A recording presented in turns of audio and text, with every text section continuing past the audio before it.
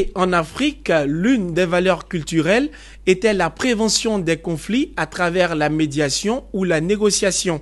Les nombreux efforts de justice à établir le droit entre les différents adversaires finissent par moments par faire des mécontents.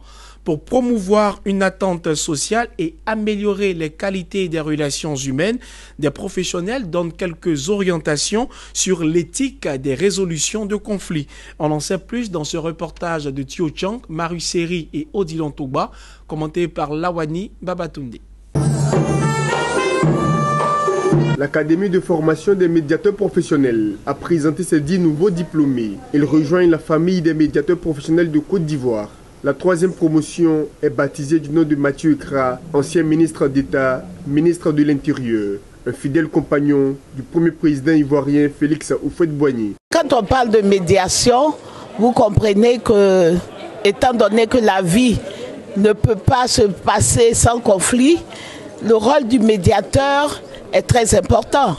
Donc je serai à tous les combats, à tous les conflits pour essayer, avec un certain professionnalisme et avec la technicité qu'on a acquise, essayer de parvenir à une entente entre les parties.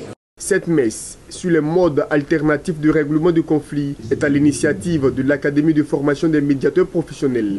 Occasion pour les professionnels de se réjouir des avancées en la matière.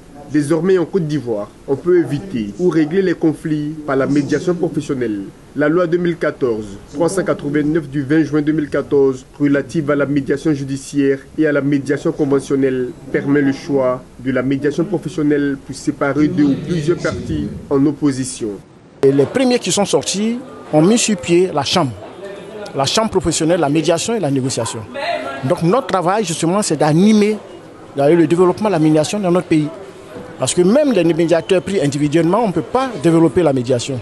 C'est dans le groupe, c'est dans l'ensemble du groupe qu'on a créé qu'on pourra permettre d'animer la médiation. Le développement de notre pays ne passera que par cette expertise qui va permettre aujourd'hui de travailler sur tous les facteurs de cohésion dans la société. Autre temps fort de cette cérémonie, la signature d'un partenariat entre les responsables de l'Académie de formation des médiateurs professionnels et le réseau ivoirien des gestionnaires de ressources humaines, RIGRH. Nous sommes conscients que c'est important pour les DRH d'acquérir cette technicité.